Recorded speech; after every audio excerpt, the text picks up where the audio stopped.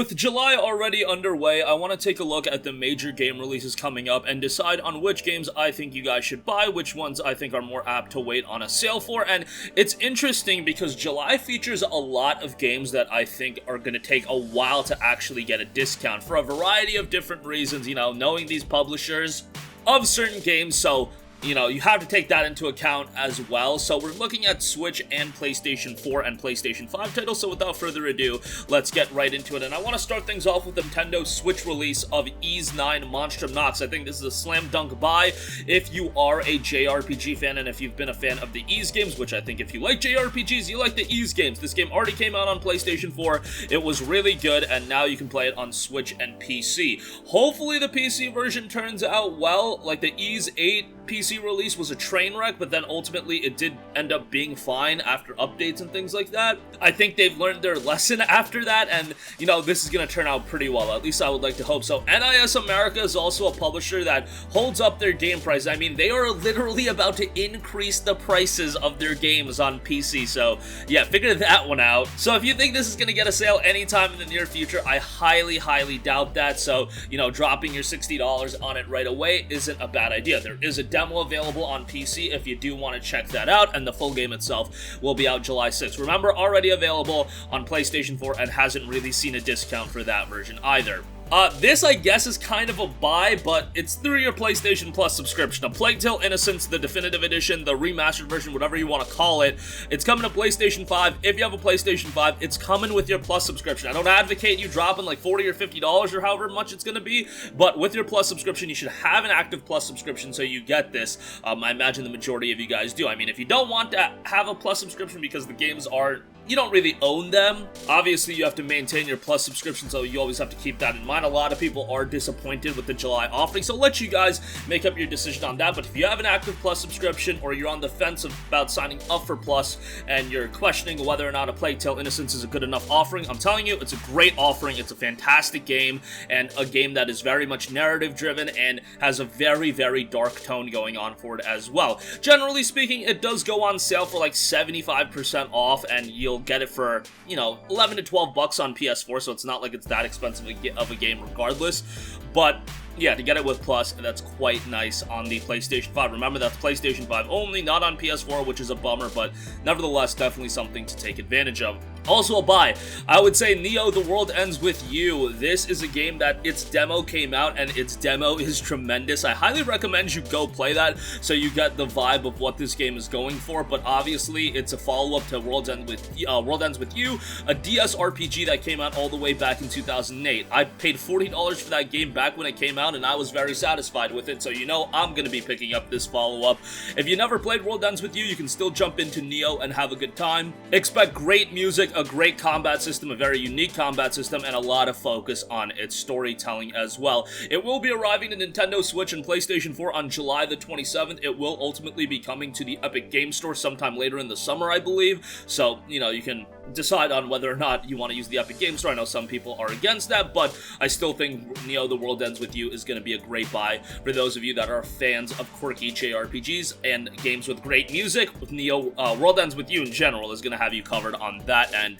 Next up, this one might be a little bit of a controversial one, just because I know a lot of people are a little bit frustrated with the pricing of this game, but at the end of the day, The Legend of Zelda Skyward Sword HD, I have to say it's a buy if you have any interest in this game, because it's a Zelda game on Nintendo Switch. It's a Zelda Nintendo release. What does that mean? It's not going to go on sale for a very long time. Even to this day, it's been, what, north of 4 years since Breath of the Wild has come out, and good luck getting that game for less than like $42. During any eShop sale, the lowest you're going to see it is $42, and that's over 4 years since the release of that game. Skyward Sword might get a discount, you know, next year, late next year. If you want to wait that long for a $15 discount or something like that, a $10 discount, by all means do that.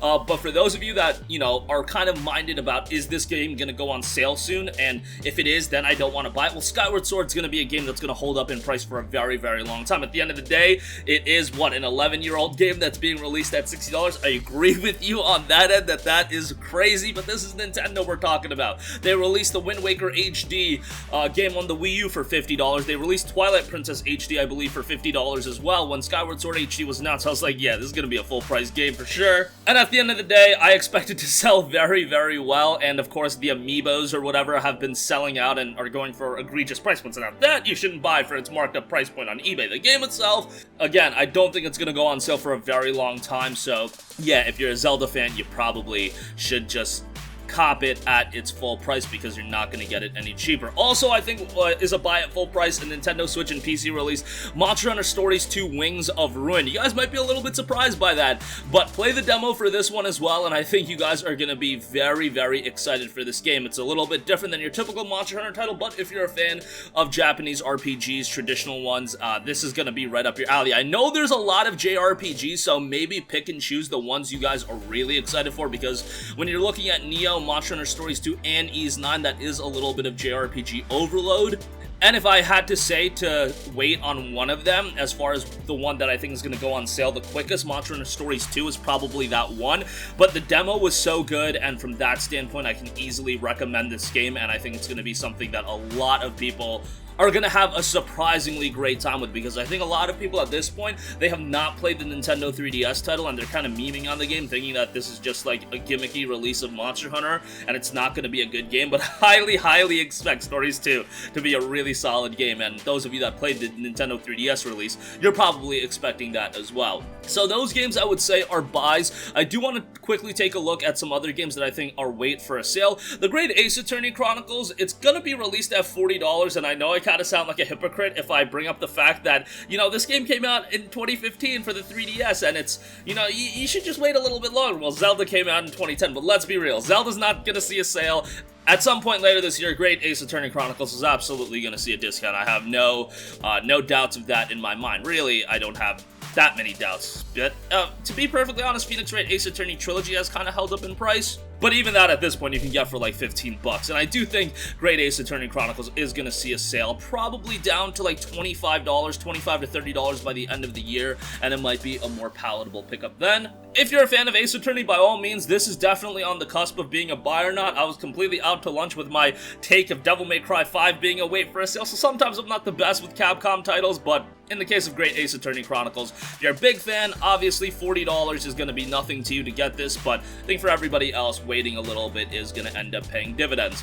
Samurai Warriors 5, this is another game from a publisher, Tecmo Koei Games, that it's going to stay high in price for quite a while.